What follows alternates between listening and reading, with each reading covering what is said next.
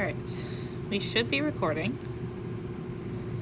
So I'm going to make a video for you to listen to as you take your notes today, to hopefully give you a better understanding of what's going on here.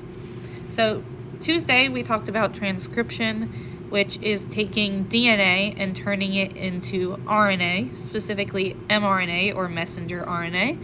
And remember, with that we have the change from A creating a T to A creating a U. So you can see that in the example we did here. So now that we created the mRNA is going to leave the nucleus and it's going to go to a ribosome. And when it goes to the ribosome, it is going to go through the process of translation. Translation is the process of using the mRNA as instructions to create a protein out of amino acids. So that's why it says amino acid sequence. It's a sequence of a bunch of amino acids. Remember that we talked about the fact that groups of 3 bases are going to be called a codon. So like AUG here is a codon. AUG is actually our specific start codon, which is going to be at the beginning of every gene sequence, telling it to start the formation of the protein there.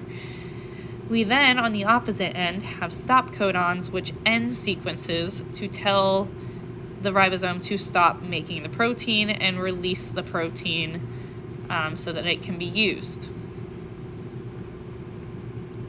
If I move too fast, just pause it. You have that power today. You can't pause me in actual class. So take advantage of that. I'm trying to make the video file not too long. All right, so here you can see a better illustration of this. So when the mRNA goes into the ribosome, each group of 3 is going to give you 1 amino acid. So it takes 3 bases for 1 amino acid. So you can see that here, codon 1, CUC, gives you this amino acid, leucine. GCA gives you this amino acid, alanine, and so on. You are going to need to be able to identify amino acid sequences based on mRNA strands. And you're like, how am I going to know? This isn't the normal rule.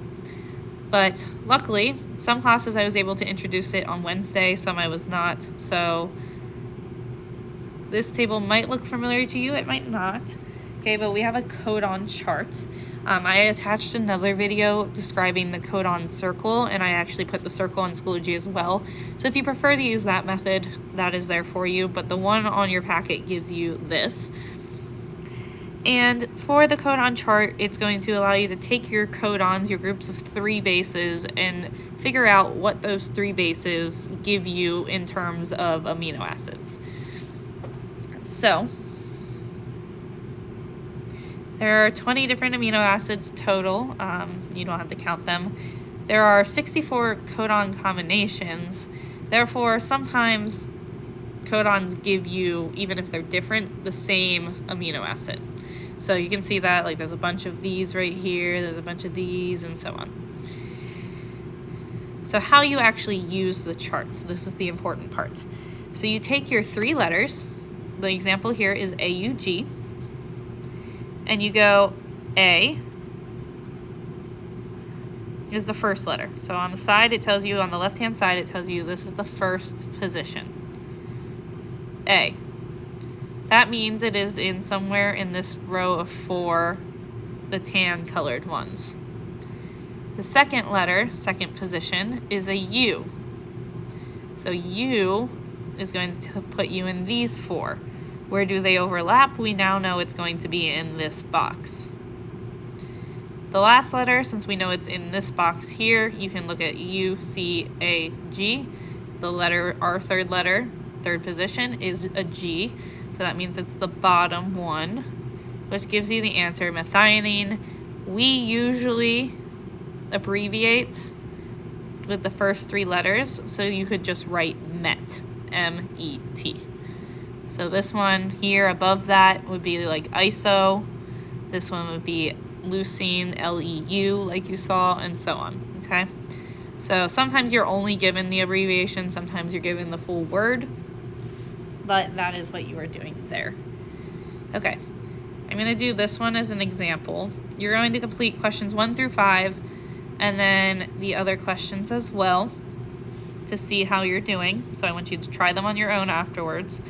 But for these 1 through 5, you are going to take your codon, your groups of 3, and you are going to do the same thing. So for the first one, for example, G is your first, so you go to first position. C is your second, so you go to second position, and A is your third position, so you go to there, and that gives you alanine, or ALA. Okay. I don't want to expose the other ones, so you're going to practice doing those other ones now. And then there are some follow-up questions as well. Let's see if I can go through this. You probably just got all the answers. You're going to answer these questions as well. Try them on your own first, okay, and go through that.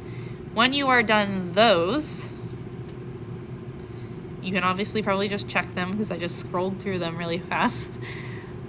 But I am not going to scroll through the next section, which is the back page. So you did the mRNA on Tuesday, so you're going to use that mRNA to then get the amino acid sequence. So I'll scroll through the ones above one more time, but then you need to solve the other ones on your own on the back page. We will go over those on Tuesday when I return. So here's one last scroll for the practice ones.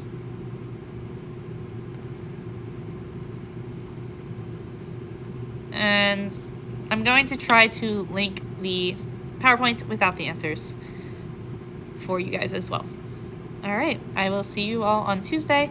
Have fun with the activity tomorrow. I might put a video of me explaining that as well, but probably not. I'll probably just type it out for you. Have a good weekend, and I will see you guys next week.